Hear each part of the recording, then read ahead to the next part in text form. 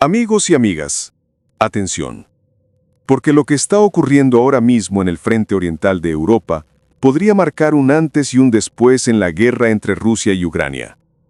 Los invasores están siendo atacados con una intensidad que no se había visto desde el inicio del conflicto.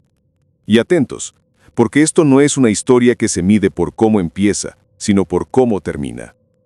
El ejército ucraniano, liderado por Volodymyr Zelensky, ha lanzado una ofensiva coordinada con drones que está golpeando profundamente el corazón de la infraestructura rusa. Refinerías, depósitos de combustible y centros logísticos militares están siendo alcanzados con una precisión sorprendente. Y mientras el Kremlin se esfuerza por mostrar control, las evidencias apuntan a que Putin se encuentra en uno de los momentos más complicados de toda la guerra. Según el Ministerio de Defensa de Rusia, las defensas antiaéreas habrían derribado durante la pasada noche y la madrugada un total de 42 drones ucranianos. 6 regiones del país fueron blanco de esta ofensiva aérea. De acuerdo con las fuentes rusas, 19 drones fueron destruidos sobre la región de Volgogrado, 15 sobre Rostov, 3 sobre Ulyanovsk, 2 sobre Voronezh, 2 sobre Bashkortostán y 1 sobre Saratov.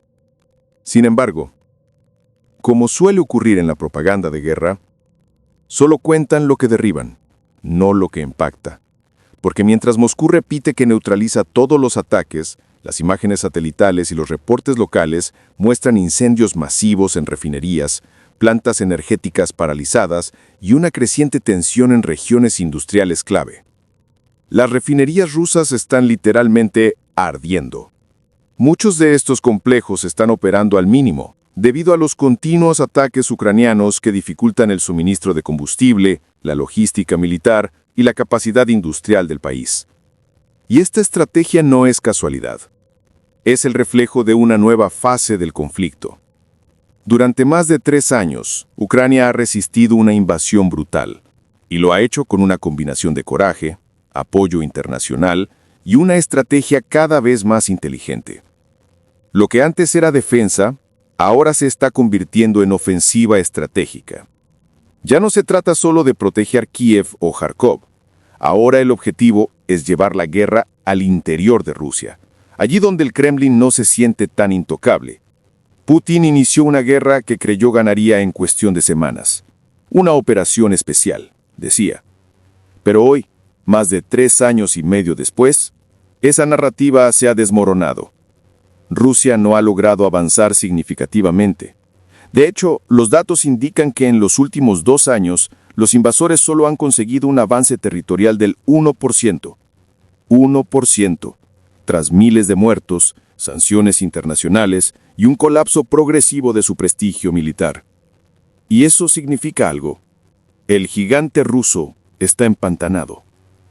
Sus líneas de suministro se alargan, su moral se desgasta, y sus refinerías, el combustible de su maquinaria bélica, son hoy el blanco principal del contraataque ucraniano. Las últimas semanas han sido especialmente intensas. Los drones ucranianos, cada vez más autónomos y de largo alcance, han superado incluso los 1000 kilómetros de recorrido, penetrando en zonas donde antes parecía imposible atacar. Algunos de estos aparatos son de fabricación local, otros adaptados con tecnología occidental, pero lo importante es que están funcionando. Cada refinería incendiada, cada planta de combustible paralizada, representa una pérdida no solo económica, sino simbólica para el Kremlin. Porque lo que está en juego ya no es solo territorio, sino la credibilidad del poder ruso.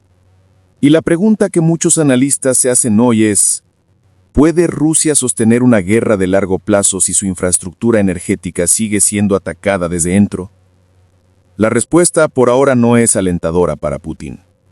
Aunque Moscú presume de tener reservas casi infinitas, la verdad es que su economía depende en gran parte de las exportaciones de crudo y gas.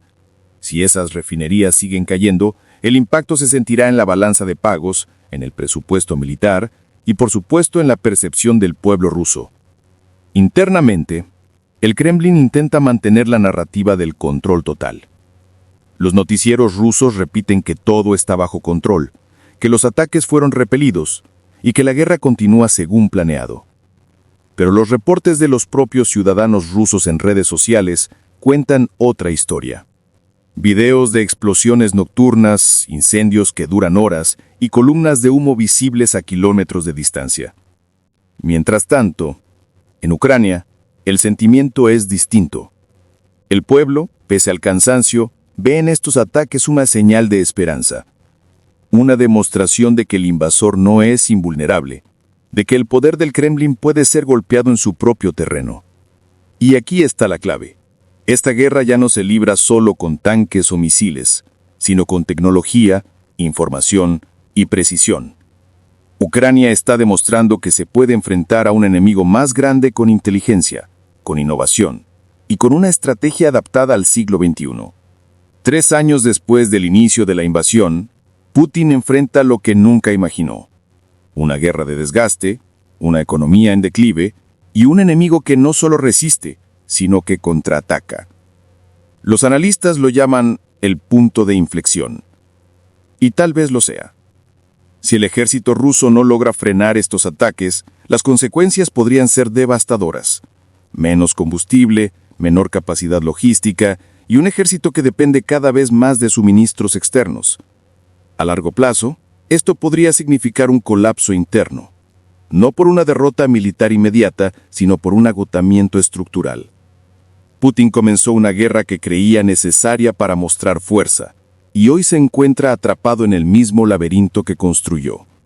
El tiempo corre, las pérdidas se acumulan, y Ucrania, contra todo pronóstico, está demostrando que David puede volver a vencer a Goliat. Muchas gracias por acompañarme. Si te ha parecido útil este análisis, déjame tu comentario, dale like y suscríbete para seguir recibiendo información sin censura y con perspectiva real. Nos vemos en el próximo video. Y recuerda, la verdad siempre termina saliendo a la luz.